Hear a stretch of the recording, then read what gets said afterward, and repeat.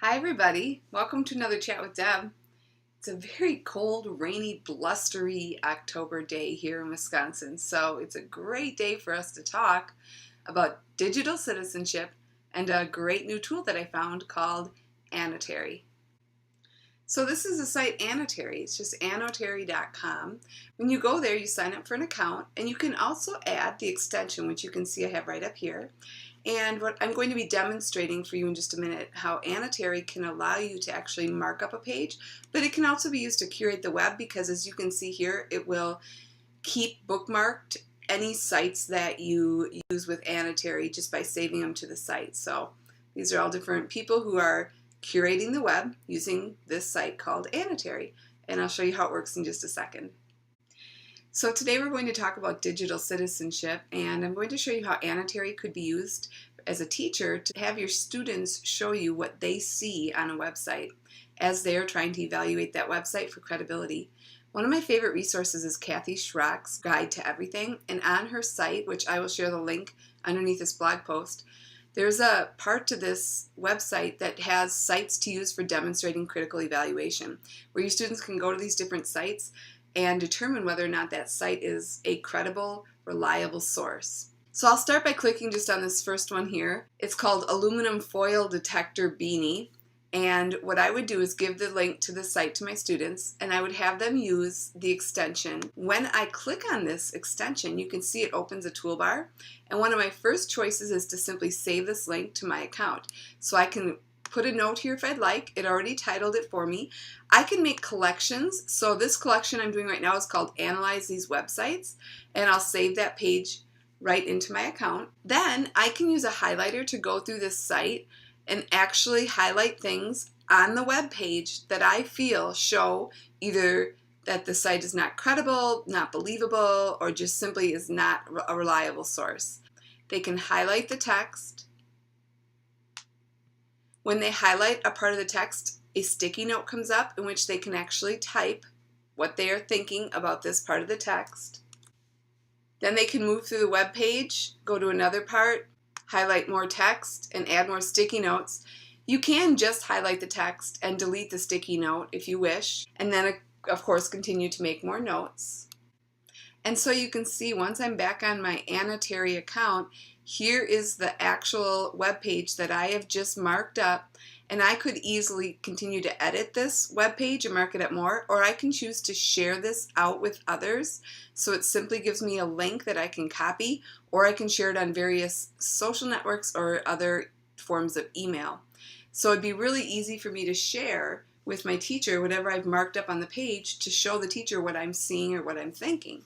So I really like this Annotary extension and site for being able to allow students to mark up and show the teacher what they're seeing on a website.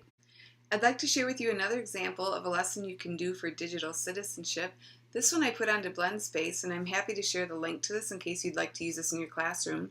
To use BlendSpace, you simply go up and click on the play button.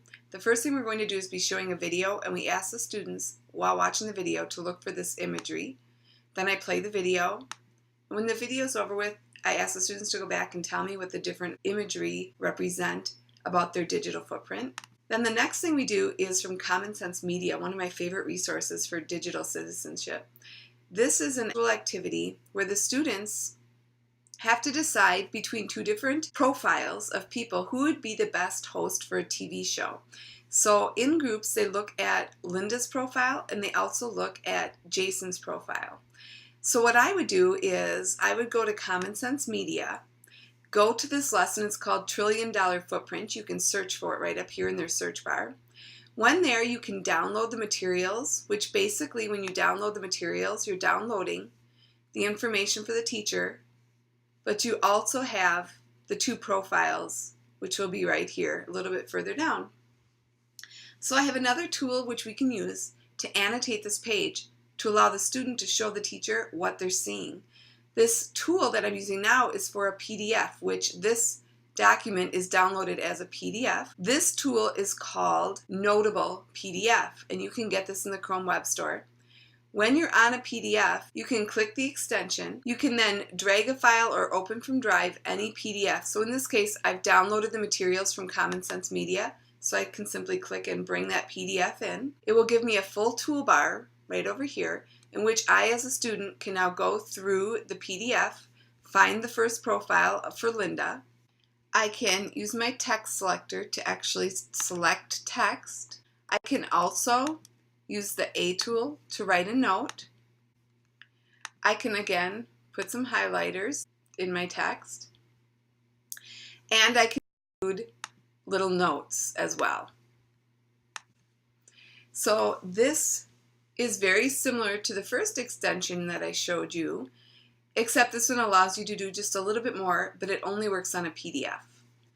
Now, if a student is ready to share this with the teacher, what they would do is go to the share button. They'll have to upload this to Notable.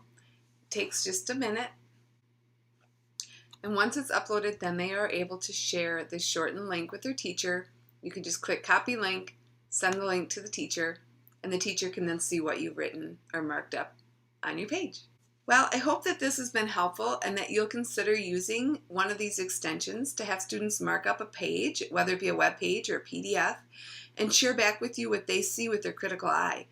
Although I showed this today with Digital Citizenship, I'm sure you could think of other ways that you could use this effective tool of having kids mark up a page and share it back with you in any area that you teach. All right, well, until next time, I hope you find yourself well, and I hope you're having a great fall.